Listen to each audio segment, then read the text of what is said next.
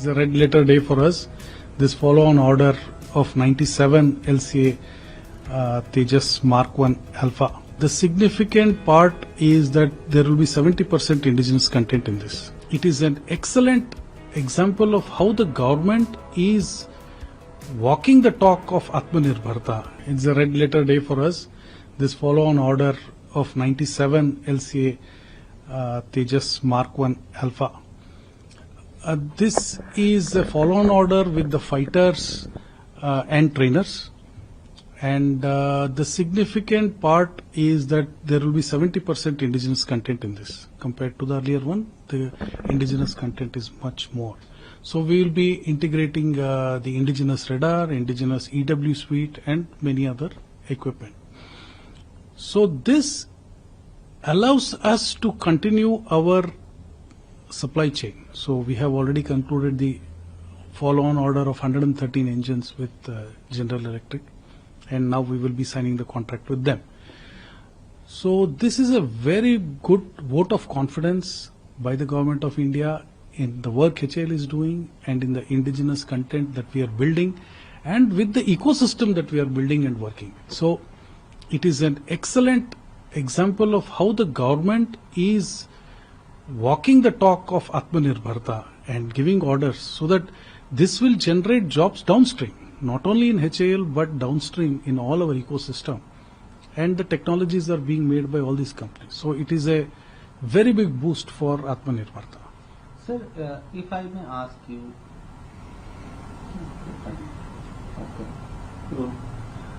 sir, if I may ask you, they're talking about creating more jobs. Now, you have already, a few years back, you had already signed the 83 LCA Mark-1A aircraft contract. That was close to around 50,000 crore. This is going to be another 63,000 crores. How many jobs are going to be created? What is the level of aerospace sector, the kind of business that the private sector is going to get from this contract? You see, in this aircraft, roughly 50% is the material content, 50 to 55%. There's a huge amount of material. And these materials, when we say it could be equipment, it could be metal, it could be any spare part, whatever we build, they're all going to come either mostly from the Indian private sector.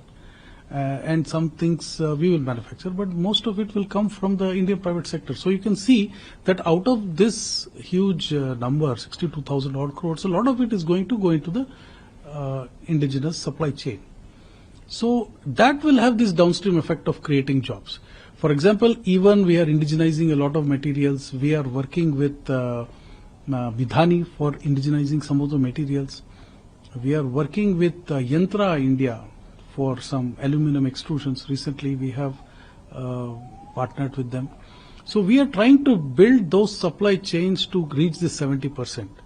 So obviously when these new radar which is there, the indigenous radar, Uttam that is going to come, or the Swayam Rakshak Kavach, these are going to be made in India. So obviously there will be a spin-off in terms of all these companies which are going to make this, will generate lots of jobs. So it is going to be a very big benefit for the whole ecosystem. We expect to sign it in October. The contract will be 1 billion plus. The contract negotiations are done, the price is finalized. So we are only going through the contract details and we have to sign. So now that this main contract is signed, in October we will sign the contract with GE for 113 engines. This month itself? Next. Can you tell us, now GE, we recently did a story that GE has supplied the third engine also. Now all these issues have been sorted out about the time taken by GE to supply. Have they sorted out their supply chain issues, and have they assured you that they will supply everything on time as per agreement between the two sides? See, that ramping up is taking place. They had promised us 12 engines in this calendar year. But perhaps now we will get 12 engines by the end of the financial year. This year we may get 10. We'll get the balance by March. So our commitment of, we have already built the 10th aircraft, 11th aircraft is ready. So these aircraft will get built and we will have 12 aircraft ready. So they are now sorting out their supply chain. The basic problems I think are done, and now the production will ramp up and we will get those. Next year they have promised us 20 engines. So we have had a meeting with their top management, and they are also sharing a lot of information now on a regular basis of where the engine is, what are the issues.